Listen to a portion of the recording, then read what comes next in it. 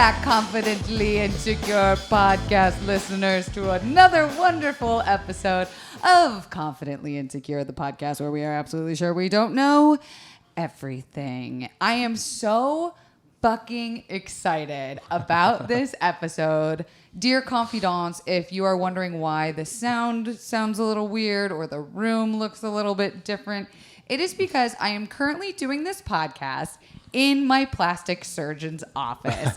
Dr. Nima of EOS Rejuvenation, welcome to the podcast. Oh, thank you so much for having me, Kelsey. I'm so jazzed to do this episode. I think what you do is so fascinating. And before I jump into my questions, I want to kind of blow up your spot a little bit and give you a big shout out that the reason I started coming to you years ago was because I could not find any doctor, any plastic surgeon, Beverly Hills, all over these fancy towns, that would touch my face after all the traumatic surgery I've had. And I came in here ready to do my big old song and dance of please help me, I'm in pain. And you just went, yeah, no problem. Let's do it. I can help you. So you are like a good dude. So I just want to shout you out that you have a very special place in my heart of a doctor who listens and is very compassionate. Why are you such a good person? I mean, one, it makes my job fun and interesting. I mean, when someone comes in and you're doing the same thing over and over again, what's the fun in that? Yeah, it's like how many boob jobs can you do before you get bored of seeing boobs? Exactly. Maybe not that many, but yeah. But a case like yours is it's fun for me. Like when people come in, and especially when I do revision surgery, revision rhinoplasty, I have people come in who have had more than one surgery before, and is a lot of hand holding, but I love it. I don't know. It's just part of my personality. I think it's what I'm built for. And really, I think this is what makes the human aspect of your job fulfilling. Just like you, right? It's not about the fame and whatnot, but it's about get to meet a bunch of cool people. Yeah. Just kidding. That part's nice though. Yeah. Well, no, I want to shout out your accolades a little bit. So you own your own business, EOS Rejuvenation. You have a surgery center in your office. So you actually do all your surgeries here. So you're not only a doctor who can do injections and stuff like that, but you're actually performing major surgeries next door in your office. You've done nearly 6,000 facial procedures. You were voted by Patients' Choice Awards as one of America's most compassionate doctors. Just like you said, yeah. You're you have an award for being kind to patients, which is unheard of in the world I come from. But my favorite is that you are known for your nose jobs. You're the nose job doctor. If a bitch in LA is getting a nose job, she's coming to see Dr. Nima. How did you get into plastic surgery? And then more specifically, why noses? Yeah. Let's see. Plastic surgery, people come in young people, I think on your podcast, you probably have your fans who might be a little indecisive or anxious about what they want to choose, what they want to do. And I knew I wanted to be a doctor. And then I just go down this little path of well, I know I wanted to be a surgeon, but I don't want to work a surgeon's hours, trauma surgery out, orthopedic surgery out, neurosurgery out. I don't want to deal with genitalia. I don't want to be looking at dick all day. That's OB. That's my dream, just staring at dick all day, and you're hard pass. No, that's okay for me. Yeah. And it led me down this head and neck surgery path. And on top of that, so it's ear, nose, and throat. To be a nose surgeon, you do ear, nose, and throat surgery first, in general. Right. And on top of that, I really love taking care of people's quality of life. Girl. Preach. Yeah. I was sick of people coming in and they don't take care of themselves. They're drinking and smoking and not exercising and fix me, and then they just go and do the same thing over again, right? And it's ruining. It's putting a piece of art in a crack house. Yeah. It's that's not gonna look good. No one's gonna notice. Yeah, and it's not for me. Imagine trauma surgery. You have come in and you have a drunk driver who just smashed into somebody, and you're oh, I have to give you some comfort medications to make sure you're, and I don't want to be in that position, And how do you even separate? Because obviously you have a very empathic and compassionate nature, and as a surgeon, how do you separate that emotion to patients? How do you not cry when people come in like me? Oh my God, this is the 30th doctor I've been to this month. Do you have a self-preservation? Do you have to have that to be in your field? I mean, you have to keep it chill, right? Like in like an emergency, the first thing you got to do is like calm down. Yeah. They say like the first thing you do in an emergency is check your own pulse. You know. Oh, take care of yourself. Your flying mask before the other person's, or whatever flight attendants say. Exactly. Yeah. It's like something I tell my wife. Sometimes my wife freaks out a little too quickly. I'm like, before you do anything, you got to like relax. So you got to be chill factor major as a surgeon. I think go back to your breath. Like I know you're. Ooh, I love that shit. Always just if you're ever like like you're freaking out, like do something physical, which is usually like your breath or get out of your own head. Yeah, go for a walk if you need to. Yeah. So I skipped the question about how did you get specifically Plastic famous surgery. for noses? Noses, jobs. yes, yeah. Because nose jobs are crucial. If you fuck up a nose job, that's hard to fix. Absolutely, yes. And you can't hide it. Like it's not. You can't hide it with clothes. You can't hide it with hair. It's like right in the center of your face. Right.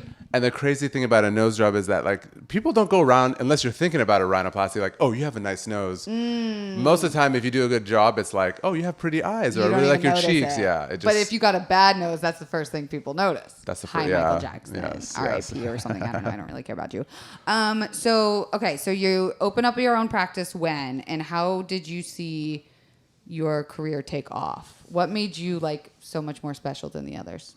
It's my compassion. Yeah, probably. Where's No, I'm just kidding. It's a practice opened in 2010, so this is like my 10th year in practice, and just started like going out and meeting people. I'm not from LA originally, just like you. I'm originally from San Diego. Oh, okay. But I did my training in Wisconsin and Jersey, and then I ended up coming out here. Okay. And were you like, I want to go to LA because plastic surgery? Yeah, I mean, why not? Like chase the money. Get your bag.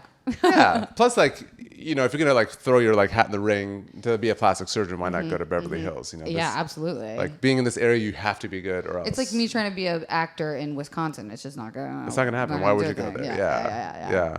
And just like constant hustling, like good customer service, and then really good results. Like you can be super nice, but if you couple that with amazing results and happy people, then that's it. And then you just got to be careful too. Like you pick the right person, things like that. Obviously. Yeah, because there's a lot of plastic surgeons in this area. I mean, like Starbucks, it's on every corner. So for listeners who are even thinking about plastic surgery, whether it be like in my case where they don't even know that doctors like you can help people like me, or they're like, I want to get rid of this fucking insecurity.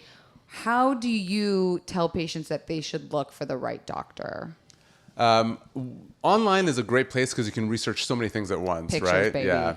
Pictures, reviews. I love Real Self. I think Real Self is a great. What is that? I saw that on your website. Yeah, it's imagine it's like a social media just for plastic surgery. So, it's like Yelp for plastic surgery. Yeah. Like you can see and talk. But even better, people like will write their journeys. They'll post their pictures. You can ask questions of other members. I didn't even know that. Yeah, and doctors can go and answer questions. I should get on there and blow up your spot. Probably. Is that how you? I thought that's how you found me, but no, I guess not. I think my mom found you, right? Oh, really? I have to go take a look. It's been so long. I feel like my mom came here to get something done, and she was like, you should go see this guy who's really nice. And I was like, why? Every plastic surgeon I go to just tells me they're not going to touch it. They'll do my like neck or whatever, or maybe my eyebrows, but they're not going to do what I really want, which is the jaw stuff. So let's talk a little bit about how doctors like you can help people in chronic pain. Because I think when people turn on this episode or see the title, they might think like, oh, this is a guy who just makes a ton of money off of women's insecurities. And that's like a gross business. And like you and I are super real with each other. We talk about like everything when I come in here.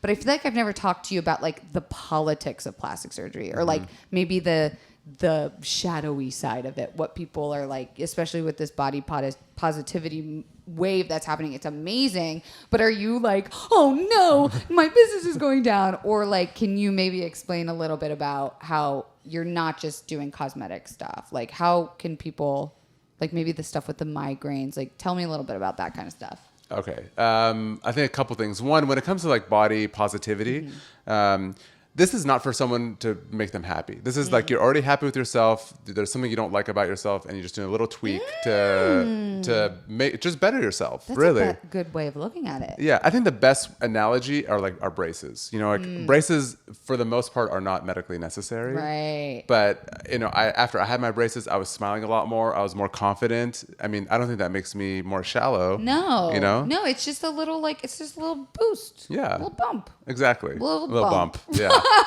Sorry, listeners. This is not that. This is not that episode. So yeah. So that's a really good point about. Can you tell when someone comes in and you're like, they're never going to be happy because they're just not happy on the inside? Yeah. I mean, sometimes you can't tell afterwards, like, you know, because you meet someone in like 30 minutes, and surgery especially is like a marriage. Like you're meeting someone in like one date, and like when you operate on someone, they're kind of your patient That's for a long permanent. time. Yeah. Yeah. But with fillers, it happens. I mean, and it comes down to communication. One is like if you're repeating yourselves, then you're not communicating, and that's probably not a good person. right, Because right. you just keep saying the same thing I do. We're not communicating with each other, right? So like when you consult with someone and they're telling you like, this is what I don't like. I don't really know what to do about it, but I just like, I hate my this. I feel like that's what I always come in. I'm like, ooh, get rid of this. Like, blah, blah. And you're just like, oh, this can fix it. Do you start pretty conservatively, or are you like, nah, bitch, your nose is fucked up, you need a nose job? Like, how do you dole out your, is it called a diagnosis, like, or your opinion? Treatment, right? yeah. Like, it's your opinion Yes, at the end of the yes. day, Yeah. right? Yeah. So you're really an artist. It does boil down like that. I think so. Like the more that I think about it, I don't want to like, oh, I'm an artist and being egotistical. Well, I can say that. Yeah. You don't have to. Thank you. You're Thank a you. good guy. We know. You have Thank the you. award. Yeah. It depends on the person. Some people want to start conservatively. Like you have to build some trust. You know, like if they're coming in like, let's try a little bit. Like I don't want to be frozen. They have all these weird misconceptions about Botox or filler. Like they think you come one trip and all of a sudden you look like, you Plastic. know, plastic Cat and look eyes, fake. Yeah. The Beverly Hills mom that Yeah. you don't want. Yeah. And it takes some reassurance. Like they do a little bit. They're like, I like that. And they keep coming in. And then, you know, you build on top of that. Yeah. And I like what you just said about the conservativeness of like when someone comes in and you kind of have to build that trust with someone. Yeah. Do you ever lose trust with people? Like, do you as a doctor ever go like, I can't fix this? Yeah. I mean, there are either like times where like I know I can't make them happy. So I might, but you kind of have to eat it a little bit. You're like, I don't think I have the skill set to do that. You know? And you're like, go see my friend over here at Yeah. this Dr. Get Away. Or something like, yeah. Yeah. Especially if they're just like very adamant. And I'm like, well, why don't you get a second opinion? And then, you know, maybe they're better than me. And, Yeah. And the, second opinions, I think you should do no matter what. yeah. Even if you really like when I met you, I was like, oh my God, he's the best. Do it. Just inject me, because I was so excited. But I had seen literally probably 30 plastic surgeons. Yeah. That was your meeting you. 31st opinion. Yeah, 31st opinion. So when we are talking about the politics of plastic surgery, and I have to imagine in the last 5 years with Instagram and Snapchat filters and just the boom of social media, that had to have an effect on your business. Oh, for sure. I mean, good and bad. I think you have people who come in sometimes with unrealistic expectations. I know this is not real, but can you do this for me? Like, And you're that like, doesn't you make just sense. said Yeah, that's not real. Yeah. Or when people come in and they show me like a nose that's completely like makeup done up, and you know, breaking that down, I'm like, you can make a nose look half the size with makeup, right? Right, Like, especially totally. narrowing the nose. Yeah. We're con artists. Yeah.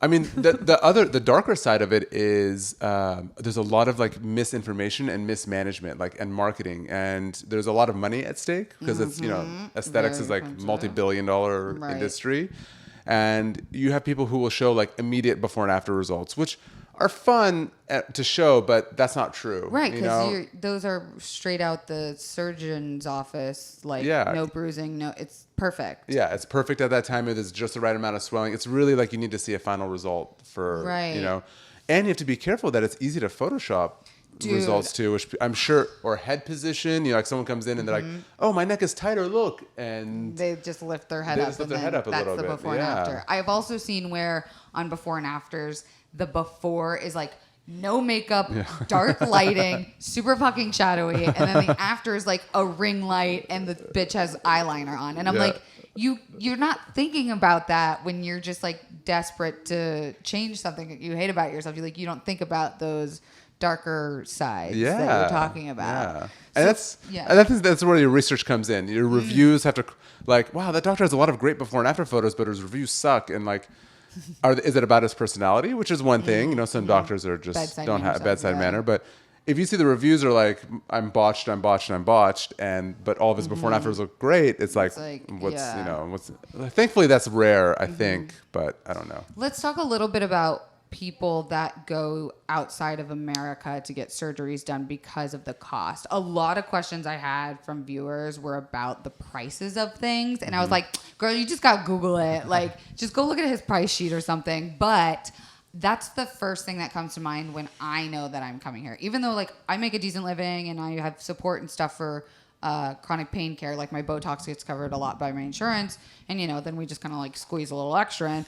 But a lot of people go like, what the fuck? I can't afford that. I have a 9-to-5. I'm a middle America person. I'm not a Beverly Hills mom with millions of dollars. So they turn to alternative surgeries that can, you know, we hear those horror stories about how they ended up with foreign objects in their bodies. And gosh, just watch Botched on E and you'll see what I'm talking about. But what say you about all of that? Because then it's like the Brazilian butt lift was invented in Brazil. So people should go to Brazil to get a butt lift, but then could there's be. also It's a complicated question. To say that there aren't qualified surgeons in other countries, it would be very you guys are trash. Yeah. Oh, you have to come to America, especially Beverly Hills. No, if you do your research, there's plenty of very well qualified surgeons out there.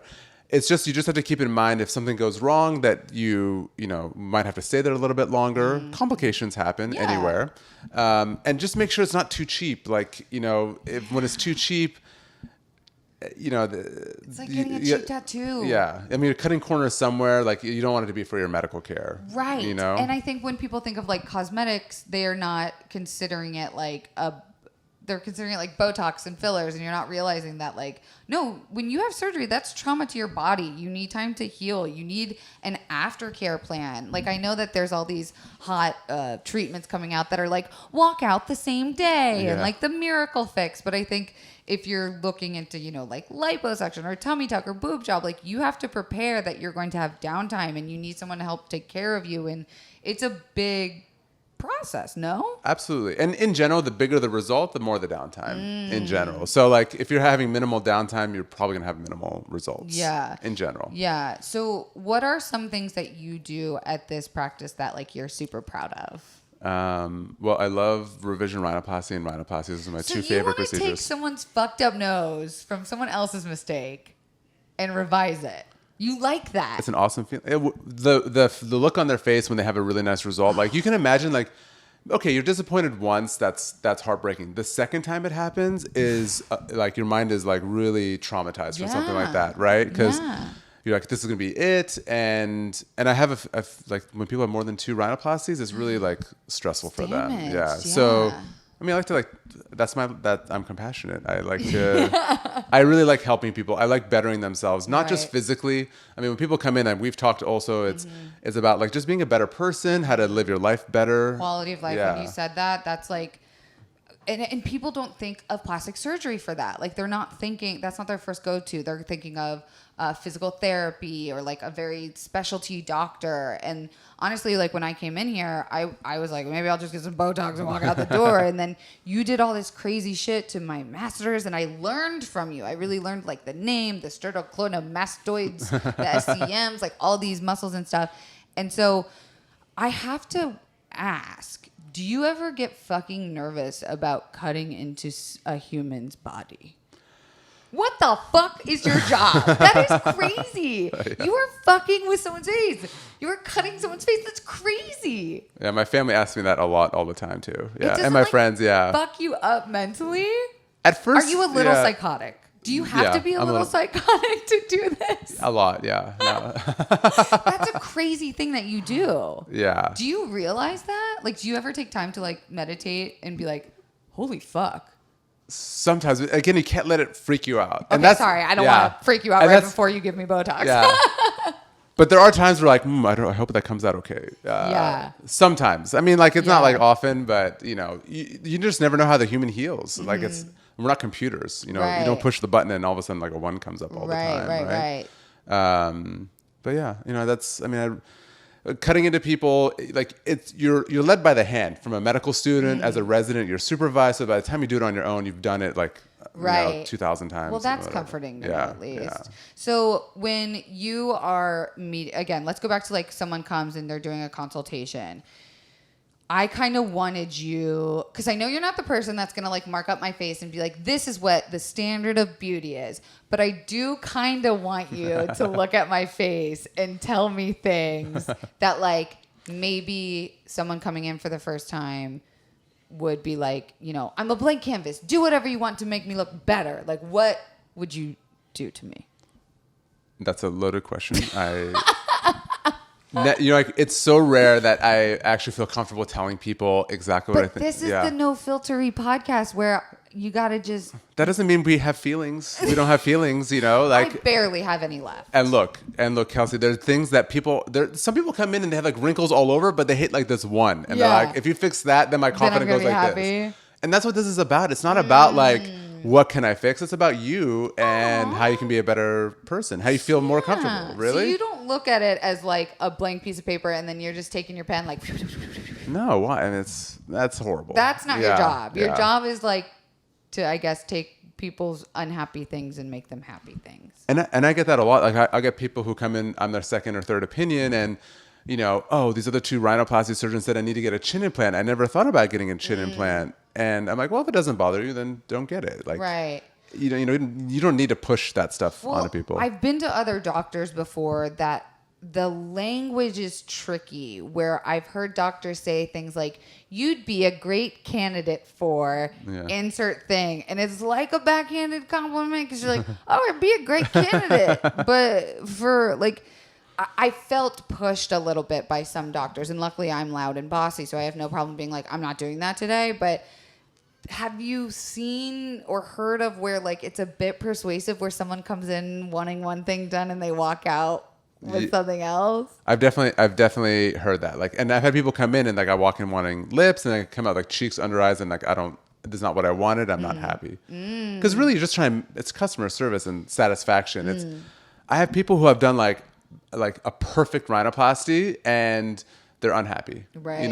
And I mean, it's perfect. It just looks just like the morph, etc. I've had people who have imperfect results and they're happy, super happy. So the technical part is a good portion of it, but it's not everything. Right. Because it really is about like being in the room with someone. Yeah. So what would you say then for listeners who like maybe don't like something about themselves, but love themselves? Because that's like step number 1 from Dr. Nima. He says you have to love yourself first because he can't fix the inside. I cannot. I'll try, but I can't. You can go inside. We can talk a little bit. That's what we do. It's part therapy. It's therapy. Yeah. So step 1 is like love yourself. Step 2, identify the feature. Right? Like, do you want someone to come in and be like, this is what I want? Or do you want someone that would rather come in and be like, here's my imperfection. Like, what would you do? What's your medical professional opinion? I want to know the deepest, darkest insecurities. Do you have a lot of tears and tissues in this room? It's right over there. Yeah. Yeah, you have tissue boxes everywhere. That's for tears of joy. Oh, okay. Yeah, there you go. I look so good. There you go. That's a good spin. So then what's the next step? Like, let's talk maybe about procedures in the room, because there's 2 types, maybe more. You can tell me. There's the procedures in the room, like fillers and Botox, and then there's you're going under cis. Yeah. So what do I need to prepare for when I'm doing something in the room? And then we'll talk about going to surgery center. So sure. Tell me about this. I think like the non-surgical treatments like Botox and fillers, especially when you're coming to see someone like me for the first time, have an idea of what you want, especially if you're very nervous about feeling judged. If you can lead the conversation to like, this is what bugs me, then you'll kind of shield yourself from a little bit too much criticism. If that's because a lot of people are afraid of that. That's what I hear, right? That's why they're here. Yeah. Or they're afraid of being like, oh, the plastic surgeon is going to pick me apart, right? Oh, right. So have an idea of what you want, and then Beforehand, any good office will tell you like don't take things like blood thinners, which are like aspirin, Advil, etc., and some other vitamins and minerals. Fish oil. Yeah, fish oil. If it's around the time of the month, it's going to be a little bit more painful. Really? Yeah, you're a little more sensitive. I don't know if you've noticed that. I feel like we've talked about that. Yeah. But like when you're on your period, you just feel pain more because you're already like, your hormones are already like, everything hurts. Interesting. So don't go get Botox on your period. That's really helpful. It makes it, but sometimes people just come in like, I don't know why I keep coming in at this time, but it just, the way it works out. Like, and like, don't wear makeup, right? That's another thing. Yeah, you don't need to come in with a full face of I makeup. came au natural for Yeah, you, thank you Dr. very Nima, much. just because I you. knew I wanted you to fuck me up. But okay, so you come in. What can people expect pain-wise? Because I think everyone's so afraid of needles. Yeah. I am not. I think it feels good, but I'm also a freak of You're nature. sick. Yeah, I like that shit. We have lots of cool tools to reduce the discomfort. We used to use numbing cream. Oh yeah, You do use numbing cream, no? We stopped using it because What? with this and ice, it worked better, and people don't swell as much. This is what you're pointing to is a tiny little gold. It looks like a pen, could be a pocket rocket, and it's got like a... It's a golden vibration device. Golden vibration device. We call it a vibration device, yes. Sure. Yeah. But it vibrates really strongly. So when you're doing an injection, you just place this thing next to it. Right. And it kind of distracts you. It kind of takes your It takes attention. the edge off, like at least 80 to 90% of the edge off. Wow. So no numbing cream. Even for lips, then the other thing, instead of needles, we use these things called cannulas, which are like needles, but they're softer at the tip. Oh. So we do a little numbing injection, like a little tiny local one, and then this thing slides underneath, and you're able to layer, so it looks nicer. You won't bruise, especially if you do like under eyes. That's a big one. You're not going to walk out with black and blue eyes for 2 weeks. Yeah. So should people expect, like, I remember one time I came here and we did a lot. Yeah. And I remember getting back to the car and I was like, ugh, like I just had a lot done. I need to like sit down for a couple minutes rather than go to the next meeting. So maybe give like a tiny bit of buffer time just to let yourself relax. Or do you have a lot of people that like go from here straight to work into the gym? If it's just like one area, that's true. But like you're right. I think I know the time you're talking about where we did like my back, my head, my everything. Yeah, and then after all that, like just like need to relax. Yeah, because you're tense whether you know it or not. Like if you practice mindfulness and meditation, maybe you can use the breathing techniques while you're getting it done. But I think a lot of people are just sitting here like they're in a dentist chair, like fuck, oh my god, and it's emotionally taxing. Yeah, a little bit. Unless you're a freak like me and you like it. Yeah, but we'll do some breathing techniques too, like just like yoga. Like I'll have you breathe in, and then by the time you're exhaling, that's when we do the injection, and that also takes the edge off too. Okay, so let's talk a little bit about going into like a surgery center. So what are some treatments or surgeries that you do that require going under? Sure. So, I only do facial procedures, and the things I like to do going under are noses, revision, and regular rhinoplasty. Facelifts are nice because it's a little bit of a longer surgery and you want to be like comfortable for it.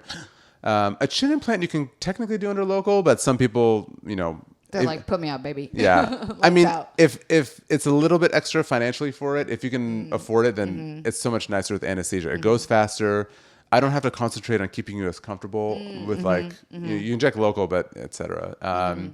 And then, you go to sleep. We have wonderful anesthesiologists from Cedars-Sinai who come in. The best doctor in Los Angeles. Yes. And and you wake up feeling recovered. And we have our surgery center is accredited like a hospital. So it's the strictest standard you can get. Right. That bitch is clean. It's clean. Smells like antiseptic. They surprise your ass with inspections. No way. Yeah, they drop in. They're like, hey, we're here to inspect you. And holy shit. So you always have to be on point. That means your paperwork, everything, it's a lot. Yeah, I just have to imagine there's not like a single hair in that room. No, just some flies. That's it. Just kidding. So after you do something like a big surgery like that and you have the recovery time, how much of the surgeries that you do require like follow-up appointments? Like how much time should you be expected to be like hanging out with you?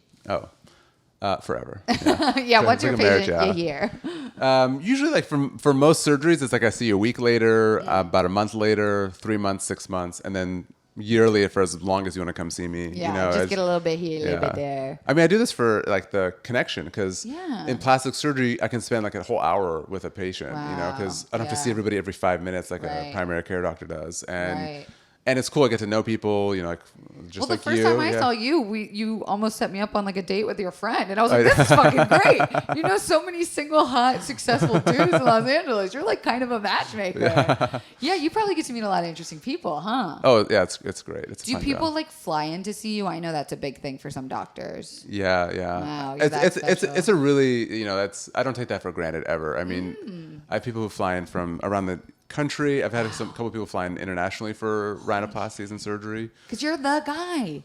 It's nice being in Beverly Hills. Yeah. I mean, I'm being modest. I don't. This is the Mecca. I'm allowed to blow up your spot. I think you're great. I want everyone to know how wonderful you do at your job. But that is something that I'm seeing expanding too, is doctors that are in the Mecca, Beverly Hills, will open up a side business in like Atlanta. Did you do that? I went to Atlanta for a little bit. Yeah, because I have a client over there. But you know, in general, like it's nice to stay in one place. But what right? do you mean you have a client over there? So you opened up a whole office? I have a great client. She would fly in like every 3 months. Along with like it was a few people, not just one, but I probably have like about at the time maybe like 8 or 10 people would come in. So I'm like, oh, I'll go over there one time and see how it goes. Yeah. But it's just, you know, I'm a small office. I just need more people, more resources to make it work a little bit better. So what are your thoughts on like Kylie Jenner?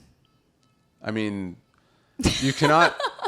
It's positive. I'm not a really negative person. No, I mean, your yeah, you know, energy I'm really is always, positive, right? Yeah. No, this wasn't a trap. Yeah. This was like, I truly want to know as a doctor, like what she's done for the community. Are you seeing people come in that are like a lot younger now? Like I have to imagine Beverly Hills moms bring their daughters in at a young age. Like that was the thing at my school in the South was like, really? When you turned 16, you got your nose job and that was like Yeah. your birthday present. Wow. So like, what do you think she's done? Do you think she looks good? Is she a positive influence? Is it like hurting body image? Like, I know that's loaded. Sure, it's very low. Number one, I mean, her transformation is incredible. Like from where she was to where she is, and you know, one thing is I think that like it shows you the power of like if you're financially blessed, you can look. You can buy hotness. You can yeah. Exactly. You Right. totally can do that. You know, and that's kind of unfair, Yeah.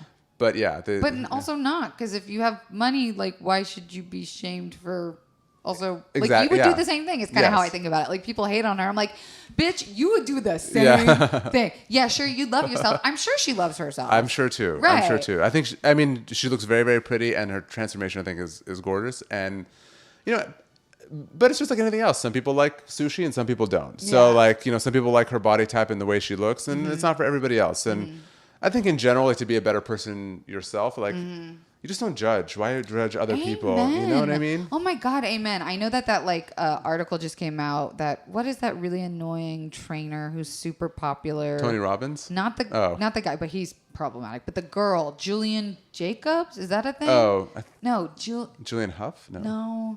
She's like a famous trainer. She did extreme body makeover for like. Oh gosh. Oh fuck! What is her name? I think she's lesbian. Okay.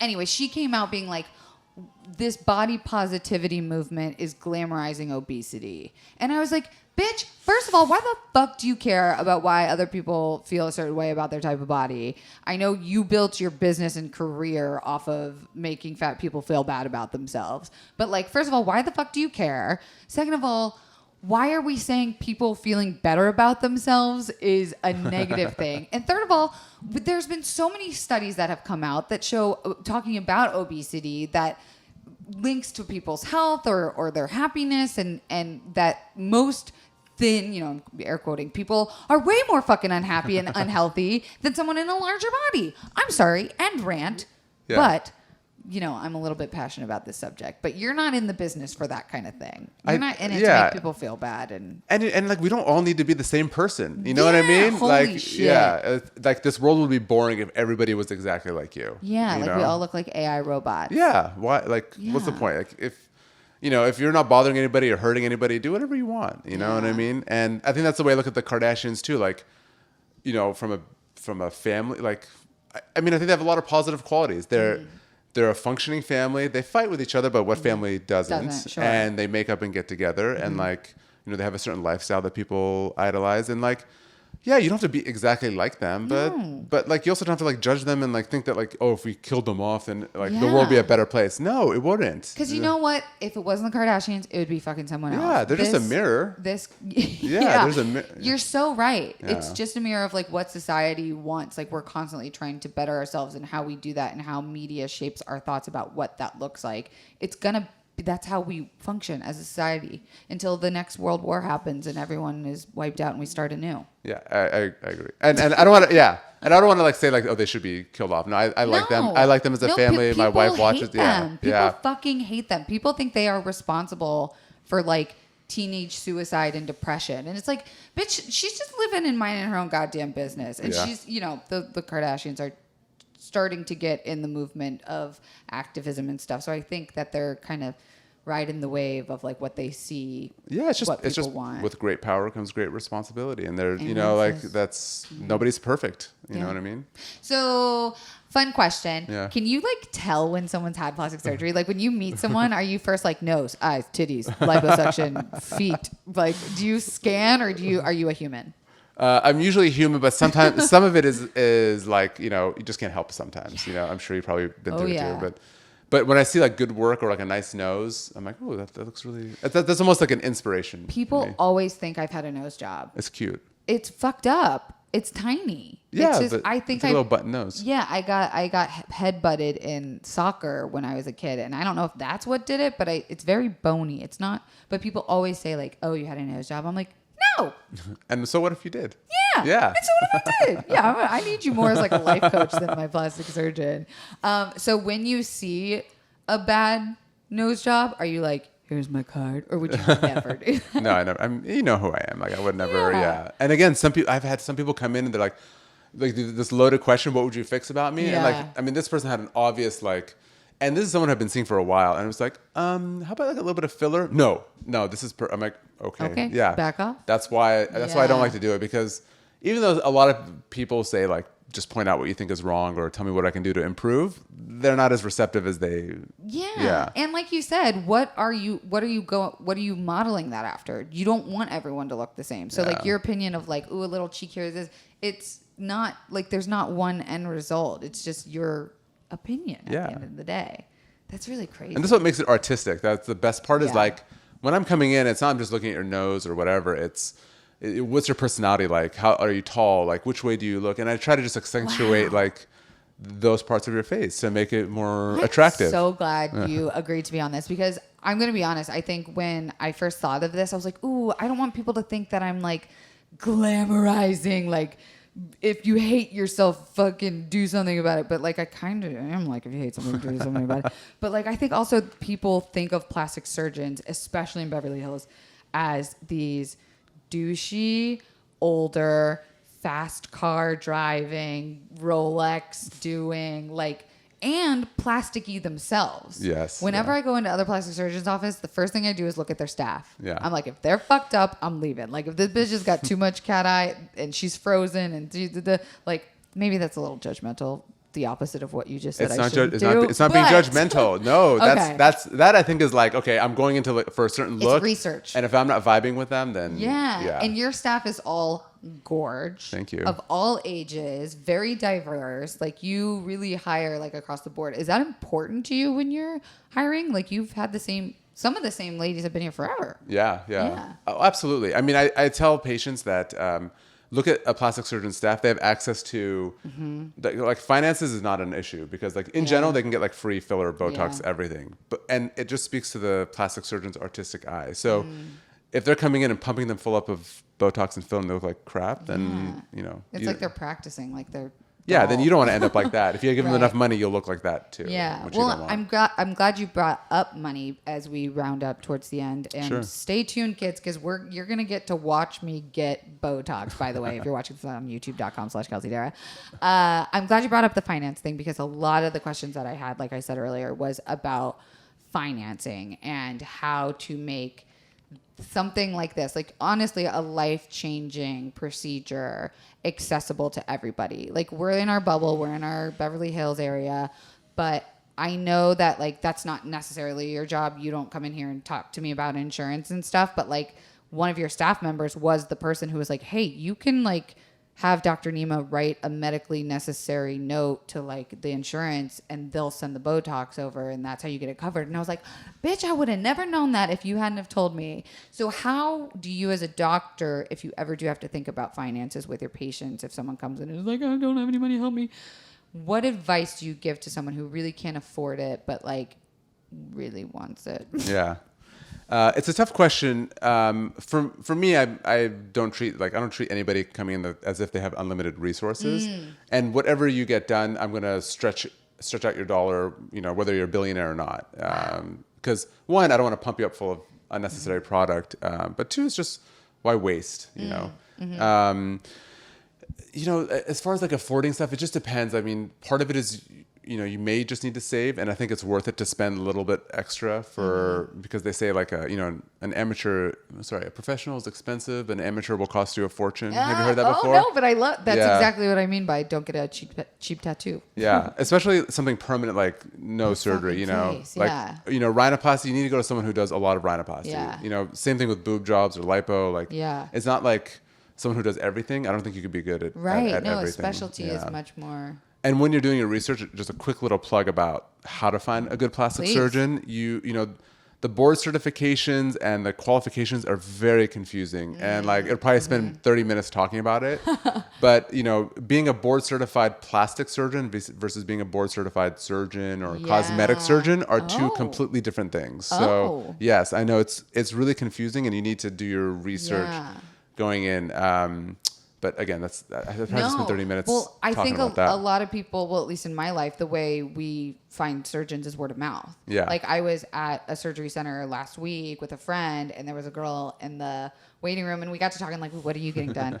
And she was like, I really want to get my nose done. And I was like, you got to go to Dr. Nima. And she's like, who? Thank you. I was like, he is the nose guy. Go see this guy. Go get his opinion. Sure, do whatever you want. But you have to go to Dr. Nima. I feel like that's how at least women talk. Because when you get that confidence boost and you get that trust filled with someone, I have no problem recommending you to people. I know that you're kind and compassionate. And it's rare to find someone who also does surgery that is so soft during non-anesthesia treatments. Yeah. Because what happens is a lot of doctors who are plastic surgeons are used to the patient being knocked unconscious. So they can just fucking hammer away and do whatever the fuck they want. So then when they come to a live patient in the room like this, you're like, wait, what the fuck? Why is he so rough? But you are very gentle, which is rare. Thank you. You're welcome. Thank you. Okay. So rounding out this podcast, Confidants, I'm so sad that we have to end this because I just am obsessed with talking to you. I think you're so wonderful and so great. What is some last pieces of advice to our audience is young women who are thinking about plastic surgery, whether it be for cosmetic or someone like me, chronic pain? Sure. A couple pieces of advice: do your research. I would say the before and after pictures and reviews are fantastic for that. Get at least 2 opinions, but probably not more than 3. Otherwise you get that paralysis analysis. If you have too many options, then you can't make a decision. Too many cooks in the kitchen. You're going to be able to feel it. I think when you meet someone that, okay, this person understands my vibe, etc. If you can see a proposed after, get an idea of ideally, what is the surgeon's kind of idea of what they want it to be. Go with your gut. I like that. You feel a lot more, there's a lot of instinct involved. Yeah, because I feel like plastic surgeons know what they're doing, right? They'll come in and be like this, and this. And you're almost with an authoritative figure. And you can feel a little small in the room. And you're like, intimidated is the word. But so I think the best piece of advice that I've learned from seeing you so much is find a doctor who doesn't make you feel intimidated in the room, because that will make the experience and how you feel about all of this shit. It's a fucking world of a difference, no? Yeah, because you want to have a great experience. I mean, that's really it. You don't want to fear going to it. It's not like a dentist appointment. You're not just like, oh, fuck, I'm like, yay, I get to go get Botox today. It's such a positive thing for my life. So, Dr. Nima, thank you so very much for speaking with me. This was so exciting, so informative. Where do you want to be found if people are looking for the best nose job of their life? You can find me on Instagram, Dr. Nima, DRNIMA_MD, or my website is EOS, EOS. So EOS is the Greek goddess of dawn. I was going to ask what that meant. It's supposed to represent a new day or a new you. And Cute. And sunrise is my favorite time of day. So yeah, I named my EOS practice after EOS. Yeah, I EOS love that. Rejuvenation. All right. Or EOS Plastic Surgery is easier to spell. Than Yeah, you're Rejuvenation. everywhere. And your website's beautiful. All Thank that you. new video stuff. Who did that? Fur Media. Oh, okay. I'll have to hit them up. Yeah. Thank you so much, Confidants. Don't forget to rate this on iTunes 5 stars. That always is very helpful. You can email us at confidentlyinsecurepodcast@gmail.com. And always be sure to drop us a line at confidentlypod on Twitter and Instagram. And we'll see you next week. Thank you so much. Bye. Bye. Oh, wait, not bye. What? Stay tuned. If you're watching, you get a special little video of you giving me Botox. Perfect. Okay, Yeah. so if you're on audio, sorry, this is goodbye. But if you're on video, stay tuned. Dr. Nima, what are we doing? You tell me. Okay. Okay, so you tell me what bugs you, Yeah. and we'll go over it. Okay, so as per usual, I am not loving these lines, not because I don't like expression. I do. I'm on camera. You know, I like to have emotion. But because my makeup sets in these lines, Yeah. and then when I'm not even frowning, it'll look like I'm frowning. Yes. So I still want to be able to move and be Kelsey, but I want to get rid of the deep setness of it all. And then, of course, I feel like because of my issues with my jaw, I have very round this area. So what would you Sure. suggest?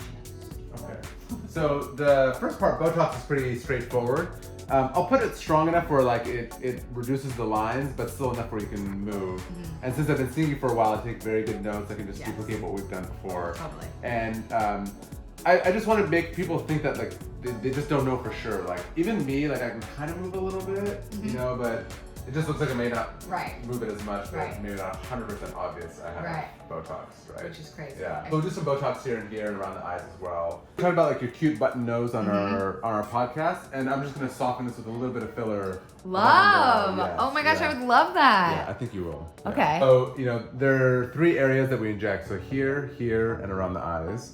So this is like the frowning one. So I usually have you frown. And you can see that the muscle goes all the way from over here towards the center. You can relax. See, I literally don't even feel anything right now.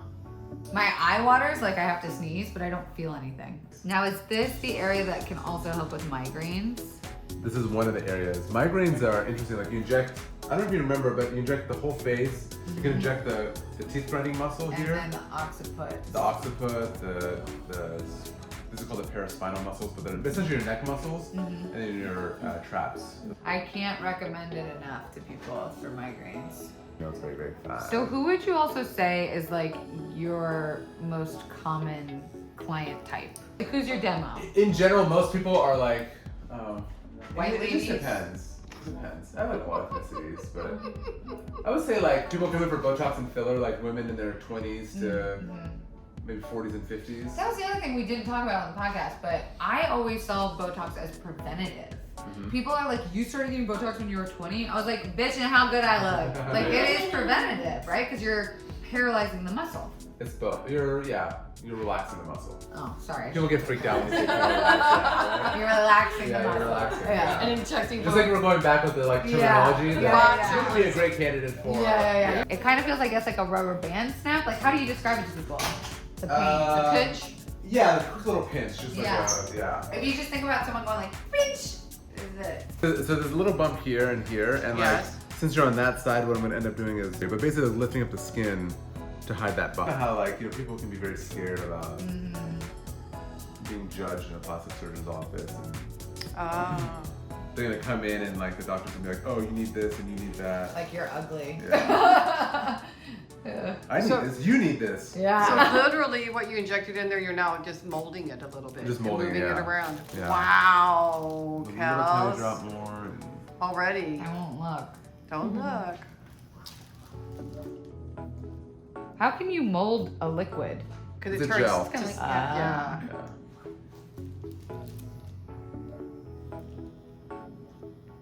See, this is like fun for me. You know? I think that's how people get addicted to it. This is why men need to pay for dinner. Because, Yeah, fuck. Yeah, women. This is only one of the things that Beauty women tags. do. God damn it, Nima. Yeah. Like, go off, feminists. I will. Oh, that is Can I look? crazy. Not yet. I'm not done Okay, yet. okay, I'll do okay. the bottom part of I that. love it when you get that immediate result. Result. Yeah. Gotcha. Oh, that's the other thing you should mention is that Botox isn't immediate. No, it takes about. It depends. There are different products. So Dysport is what I use for your mom, and that works in about 3 days. Botox usually works about 5 to Why? 7 days. Maybe explain why. Just the way the molecules form. They're very, very similar. They're the same kind of botulinum toxin. Why wouldn't you always use the one that works fastest? You know, people are Different just. regions of the face, or is it cost? So Botox is great for people on like camera who need to move, and it's not as like dense, like not as strong. But if you don't care about movement, then I love Dysport. Like I use Dysport on myself. Oh. You know, because Well, Botox. you look great. Look at that fucking jawline, y'all. I love though that you're open about that you do stuff too. I think people should be. Like, I think it's annoying that like a lot of like social people in Hollywood like, oh, I don't do anything. If you're like 40 and you have no like hollows or wrinkles, you definitely do something. Yeah. You know? And, Well, no, I think that's also comforting that like it puts you at an equal level as me. yeah. You know, like in some weird way. Yeah. What an artist you must be. Yeah, we Because- talked about that. Because this is just a sculpting. And it's also crazy what I discovered through talking to you is that it really is like an opinion, which you never think about. You think of like permanent and resolute and like beauty standard, but like it really is, it depends on your doctor. Whoa. Kelsey, you should see the site profile. Dude, I can. That was fucking crazy. Yeah, see? And it still looks like you. It still looks like me. So the best part about most fillers, and I mean like, you know, they're made out of something called hyaluronic acid. That's like Juvederm and Restylane and Belotero. And Versa is a new one actually. And there's an antidote for it. So in case you don't like it, you can inject it and And get it rid of dissolves, it. but I heard it burns. You can and put a little bit of local anesthetic, you don't feel it as much, yeah. So that's good to know in case somebody goes, oops. Yeah. I used to have it when I would smile, you could see all of my gums and it made my lips look really thin. And so you would do just little drops of Botox to relax the muscle so it would bring it down and I wouldn't get that gummy smile. Yeah. So So what are you doing now? But now, since we do a little bit of filler, and we'll fill it out, just to pop it up just a little bit. Yeah. And that will take away the Even gummies and make everything it out. even, Yeah. You know. Nothing. Okay. This is very subtle because you know you already have full lips. But Yeah. Oh, yeah. So brought down just a little. I love it. Yeah. Thanks, Doc. My pleasure.